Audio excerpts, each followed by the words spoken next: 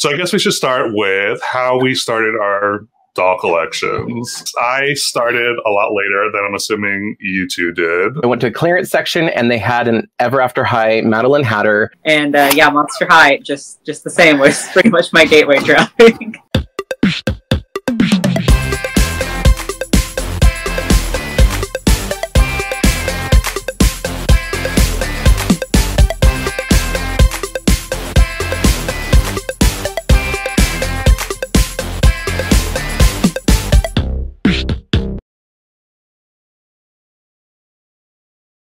Hey everybody, welcome back. So today I have a very special video. I'm actually really excited for this one.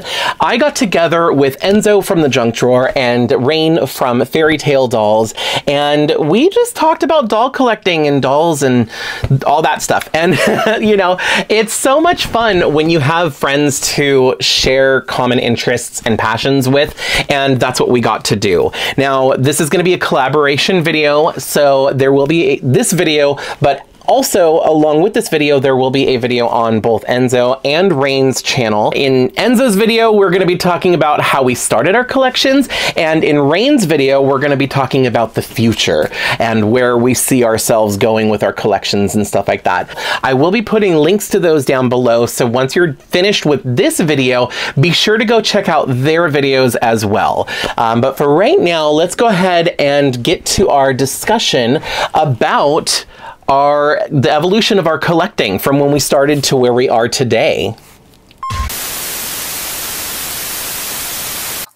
So I guess for me, my collection has evolved in that I'm not as male focused as I was at the beginning. I felt like I had to I had to have like a niche and just like go for it and just do that. But as I got more into the doll community and was more like plugged in, I realized that there's a lot more variety out there, and it's not and then there's a ton of stuff that I actually like. So I kind of broadened my collection to include more girl dolls, female dolls, ponies, obviously, and like vintage stuff. So I feel like I'm getting a lot more into like vintagey, like just like weird dolls, and I think there's so much weirdness out there from the 70s, the 80s, even the 90s that I love, that's like on my wish list of stuff to like get. And so I would say also like with brats, for example, when I first started collecting, I was like, brats are so ugly and gross, and I was like, I'm never gonna collect brats. But fast forward to now, and I have like a small collection of brats. Another type of thing that I thought I would never collect would be like small dolls and just like tiny things that just kind of happened. It's kind of one of those things where I was like, oh, this is kind of cute, and I like put it on my shelf, and then I was like, oh, there's something else, and then it just kind of like snowballed, and now I have like a whole shelf of just like my small dolls, and I'm glad it's evolving. I think your collection should evolve, because I feel like as humans we evolve, and I think our likes and dislikes evolve, and I don't know, I think it's a natural thing to kind of be into something and not be into it, and it's okay. I feel like it's okay to go in and out also. I feel like that's normal. So you know, I kind of already talked about like the evolution of where it went from when I was a kid until like I started collecting, because that was a journey. One thing I did forget to mention when we're talking about that is that kind of in between, before I started getting dolls, I was collecting My Little Pony really heavily. I just thought about that. I actually, when I started collecting, it was the My Little Pony G4, when that whole thing blew up, you know, like back in whenever, 2010 or whatever. And So like I would say like really it was that, and then I got into the Ever After High, and I think when I started off I was very much, well, I was also working a different job, so my income was different. I wasn't making as much money as I am now, and you know, like my bill to like income ratio, I didn't want to spend a whole lot, so I was very frugal, and it was very slow to start because I was afraid to spend too much money. Also because like my dad was like, you know, don't waste money. You should be saving that money, you know, putting it into savings. And so at the beginning, it was very like $1 every once in a great while if I can find it on clearance. And then that kind of evolved because that was like towards the end of Ever After High's like life, or in the middle of Ever After High's life, because it wasn't too like a couple years after that they ended it. And then I became a completionist with Ever After High specifically because I was like, this is the doll line I like. I would get Monster High every once in a while, but like Ever After High was like, I like them all, I want them all. So I became a completionist, and like I tried to find out if I had to get them on eBay or if I could get them still at some stores still would have them on the shelves, like Toys R Us or whatever. And I got to the point where I almost have all of them. And when they ended, I started looking other places. So I started looking at Monster High or like Barbie.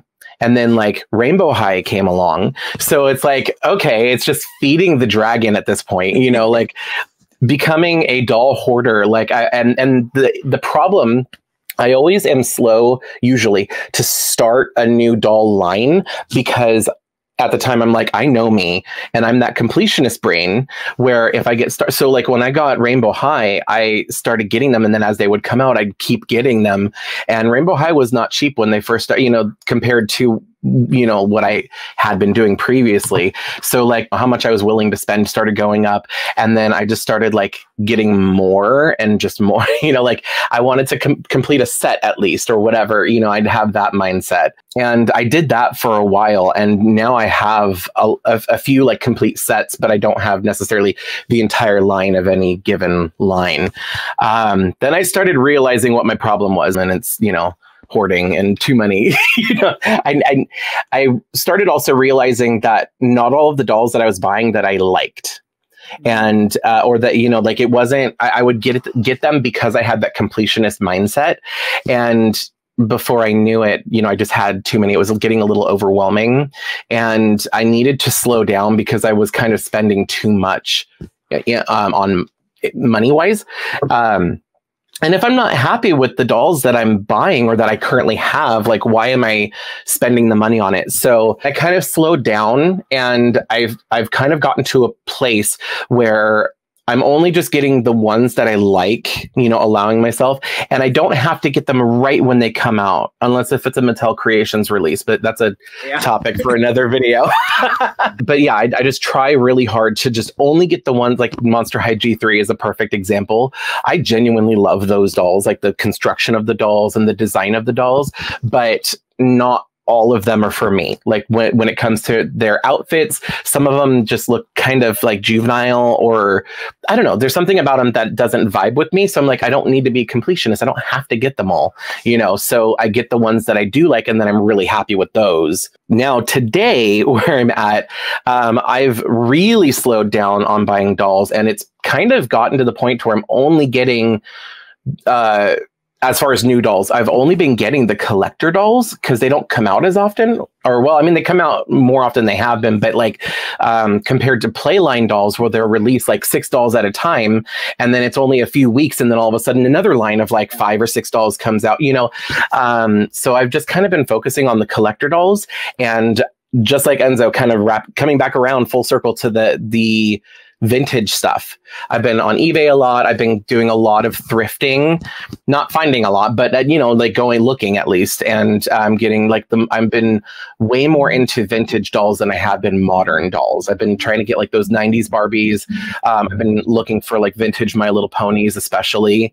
And I've kind of like been not coming away from dolls, but kind of like really shifting my focus back to My Little Pony. So I've like my collecting journey is at a point where it's kind of coming full circle, because now I'm back with My Little Pony again, and like that's my hyperfixation at the moment.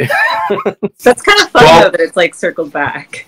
Yeah. Well, I mean, really quick. So like, I think Do you think part of that is that because we haven't really had a new doll line come out in a while that has like taken off, that is like interesting? I think it is, like, honestly, I think that there is a lack. I think a lot of the dolls that are coming out are existing lines, like especially Monster High. We're getting some stuff with Rainbow High and like whatever, but I think we haven't gotten a lot of new doll lines, and the ones that are out there have slowed down. Rainbow High has slowed way down, and so has OMG. Like, they have new stuff, and we every once in a while somebody will like share a leak or something like that, but it's just not what it was last year or the year before. You know, it's slowed way down, and that kind of has helped me to kind of tone down my spending as well. So I'm not complaining, but I think that has kind of influenced that a little bit as well. I guess for me, the big one is, like, I started with Monster High, and I'm someone who like will set little rules in place for myself for no reason at all. So when I was a teenager, I was like so edgy and so cool, and so I was like, okay, you can collect Monster High because they're edgy and cool, and that's it. And then even kind of broadening from that, it's like, okay, well, if you find another doll line, now that Monster High is kind of closing out, if you find another doll line that's similar vibes, then you can collect that. But those are the rules. And I've really loosened up a lot over the years, and like letting myself just get more types of dolls and more brands and different aesthetics, because I used to be so rigid in what I could get, and now it's like, Rainbow High looks fun. Oh, that OMG is cute. You know, maybe we can buy a couple of brats, and it's a little bit more freeing. And kind of a similar theme, the big other thing that has changed with my collection is that I used to be obsessed with not touching the dolls. Like, I wanted to unbox them and be able to feel them, but I wouldn't style them. I would never change their hair. I wouldn't even wash their hair for the longest time because I was convinced I was going to ruin it. And I wanted it to look exactly as it had in the box. And now I found that I feel a lot more joy with being able to make little adjustments and like redoing the hair or redressing them, or even doing full customs and like repainting things. That used to be something I never even would consider, and now it's like my favorite part is getting to kind of personalize the doll a bit. I think that's the best word, is personalized, because like you can customize a doll. I reserve customizing for like dolls that I got from the thrift store that are already in need of help, you know, whatever. Because if I buy it new, if I spent the money on you know, a new price versus like a thrift store price, I'm like more hesitant to customize it. But personalizing is different, where you can maybe you didn't care for their outfit, or like this is literally the perfect example. So like this particular Spectra, I prefer her without her mask. You know, like I really like this doll a lot. I love the way that she's designed, except for the mask. It covers up her beautiful face. So, and then I'm gonna fix her hair. Like I want to. That's still box hair, but you know, like you were saying, you know, wash the hair or restyle it a little bit to make it your own. You know, it's part of your collection. Yeah, it's really fun. Yeah, like anybody could have the same doll, but only you have yours in particular. Yeah, I haven't personalized any of my dolls because I'm weird about like I want the doll to be as if I just purchased it, and I feel like if I like do anything to it, it'll like ruin it or something. But I don't know. I think I'm just being too precious with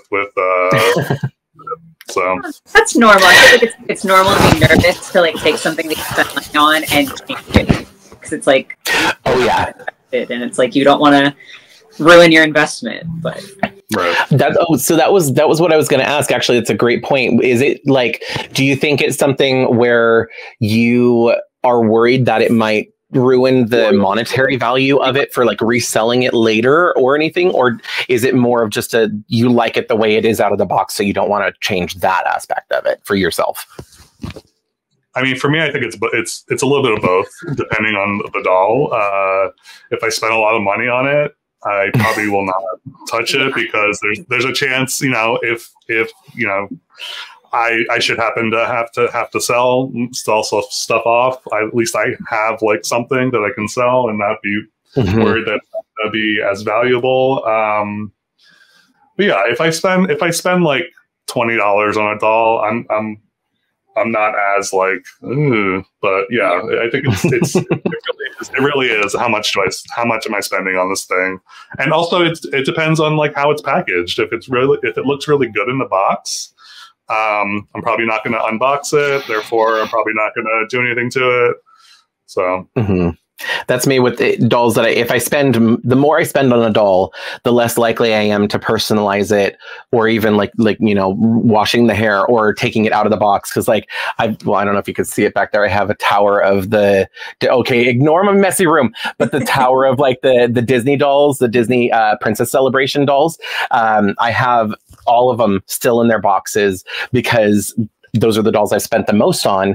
And it's not necessarily for resale. I don't like intend to resell them, but in the back of my mind, there's that little voice. What if I need to resell them or decide to later?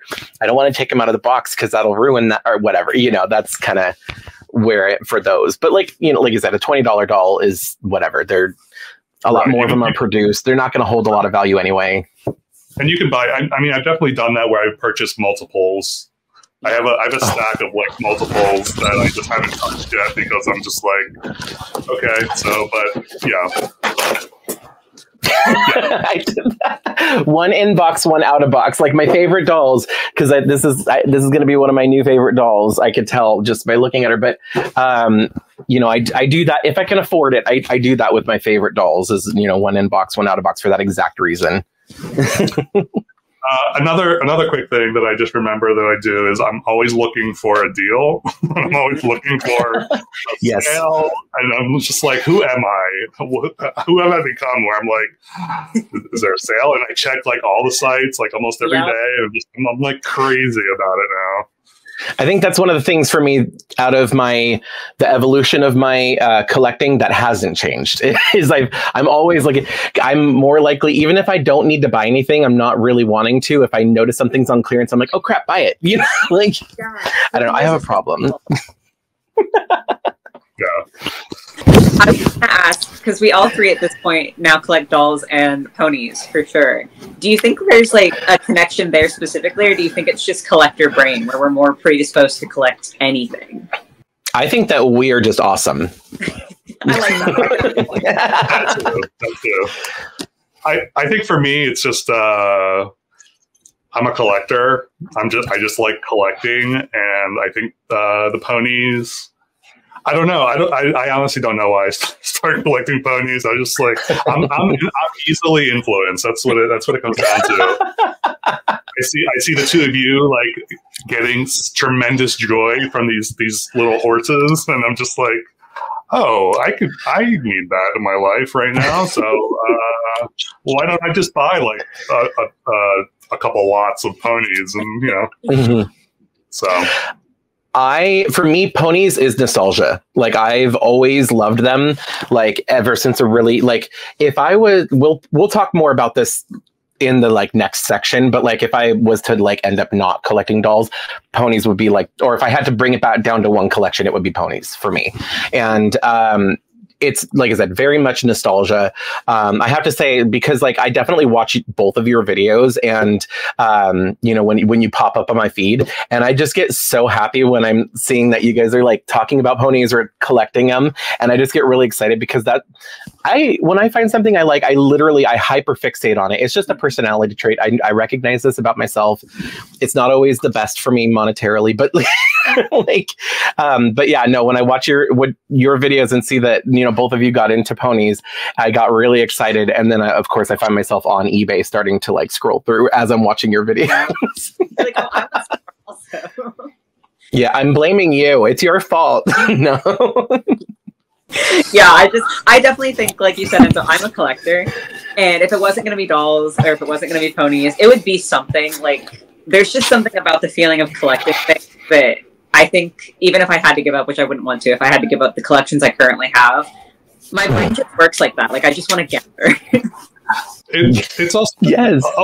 It's also, for me, it's also about community and like having something in common with a lot of people, and I think that's actually a huge part of why I collect.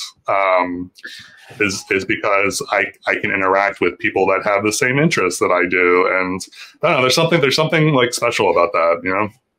Yeah, I will say what was it? No, you're good. Go ahead.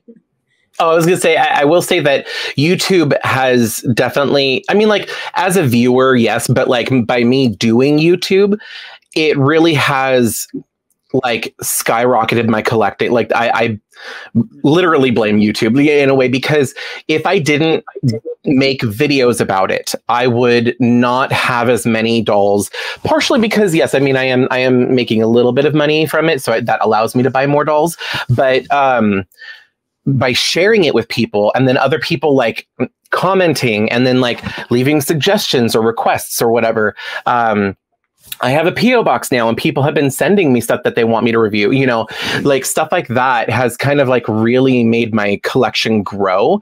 And then I meet people like you that like, I make friends, and like, it makes me more excited and more enthusiastic because I can share this passion with somebody. It's not, because I don't know anybody in real life, you know, like any of my existing friends or family that also collect. So I don't have really as many, you know, I don't have anybody to talk to. So when I'm able to like share something and get excited with other people about it, I'm more likely to like hyperfixate and, you know, like add to it. So that has helped, you know, get my collection to where it's at as well. Yeah, I definitely feel that. I was going to say too, I think with dolls being something that like, you can't just walk up to anybody and be like, hey, you love dolls too, right? Yeah. With sports, even if you aren't like a sports person, people know about like football or baseball, at least right. that they know people like it. And so I think the community is such a big deal for like a slightly more niche hobby, because it does make you feel so much less judged and like less alone. Let's talk about how it's going to end. You're in it. You're in it for life. Dolls, they're like the mafia. Once you're in, you're in. Thank you so much for watching. I hope you had fun hanging out with us. Like I mentioned earlier, if you want to see the other 2 videos and the rest of this discussion, the other 2 topics we talked about, then I will put the links down in the description of this video. Also, they'll probably pop up on the screen at the end as suggestions or something like that. But please, if you haven't already checked out Enzo or Rain's channels, please go do so. They are wonderful individuals. I really, really enjoy spending time with them and getting to talk with them and get to know them and stuff like that.